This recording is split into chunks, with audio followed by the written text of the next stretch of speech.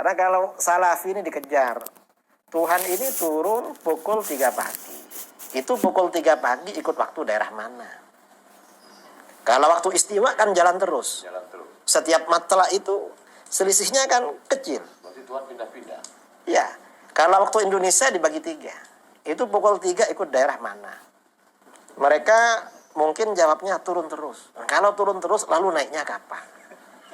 Itu kan problem. Nanti mereka ditanya, ngapain turun?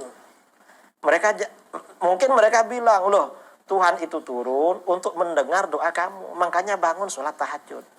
Lalu kita tanya, apa kalau tidak turun nggak dengar?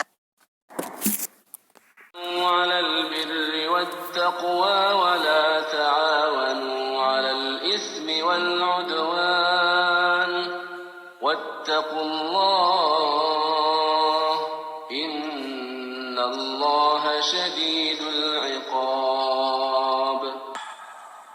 Ayat yang muhkam tetapi sebagiannya mutasyabihat. Ar-Rahmanu 'alal 'arsy istawa. Ini muhkam. Seluruh sifat-sifat Allah muhkam. Ayat-ayat yang berbicara tentang sifat-sifat Allah muhkam karena berjalan sesuai dengan lughatul Arab. Orang Arab kenal istiwa itu berada di atas. Ala wartafa. Ala berada di atas. Nggak ada yang menerjemahkan orang Arab itu menerjemahkan bahwa istiwa itu istaula. Nggak ada.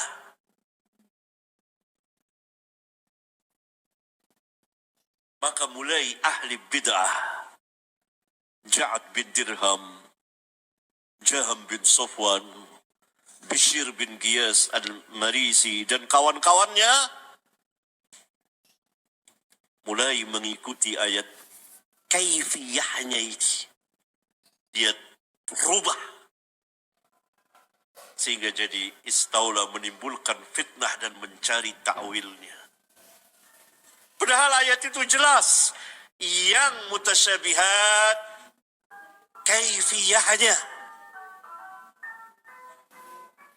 Maka dipulangkan kepada yang muhkam.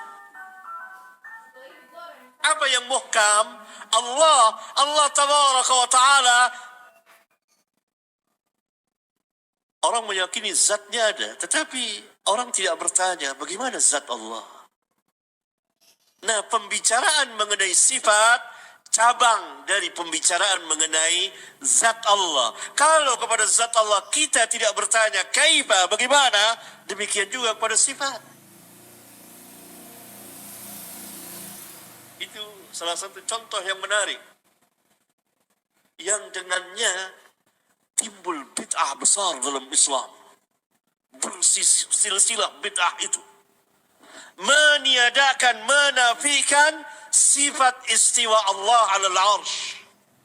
Yang kemudian merembet, akhirnya mereka mentakwil sifat-sifat Allah. Tangan Allah ditakwil kekuasaan, turunnya Allah ditakwil rahmat, turunnya rahmat, bukan ini, dan seterusnya.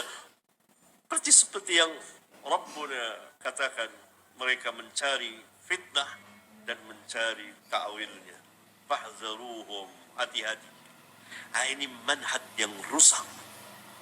Beda dengan kaum salaf.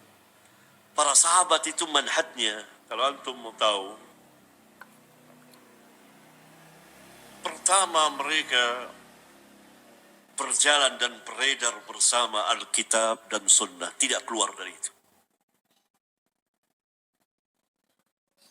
Tidak keluar dari Al-Quran dan Sunnah. Tetapi mereka memahami Alkitab dengan Sunnah. Tidak seperti Khawarij. Khawarij juga berpegang dengan Al-Quran. Tetapi mereka memahaminya bukan dengan Sunnah Nabi SAW. Tetapi dengan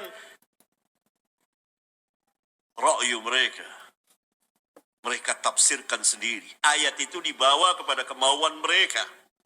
Inil hukmu illa lillah. Ketika mereka menolak tahkim Ali dan Muawiyah. Tidak ada hukum kecuali kepunyaan Allah.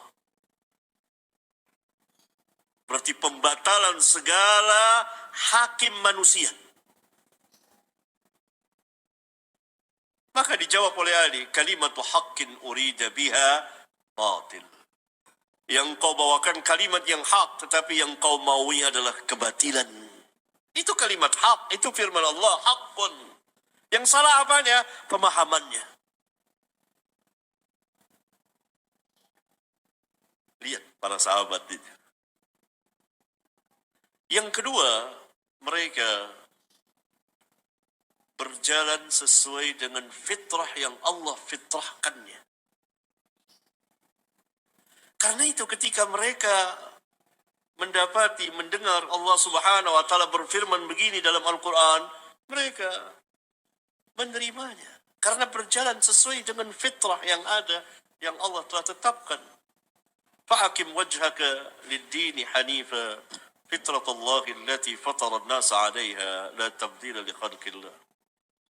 Yang ketiga, mereka berjalan sesuai dengan akal mereka tadi. Yang sahih dan sarih, bukan akal yang sakim, yang sakit dan ittirab. Yang terakhir, berjalan sesuai dengan lugatul Arab. Karena Al-Quran turun dalam bahasa Arab. Dan mereka tidak pernah keluar dari lugatul Arab. 4 asas ini cara beragama kaum salaf radhiyallahu anhum jami'an. Tidak keluar dari 4 ini. Mereka beredar bersama Alkitab dan Sunnah, tetapi mereka memahami Alkitab melalui Sunnah Nabi yang mulia alaihi salatu wassalam. Mereka berjalan sesuai dengan fitrah mereka. Mereka berjalan sesuai dengan akal mereka yang bersih. Maknanya tidak ada syubhat. Adakah di kalangan para sahabat syubhat? Enggak ada. Yang terakhir dengan bahasa yang Allah turunkan Al-Quran dengan bahasa itu.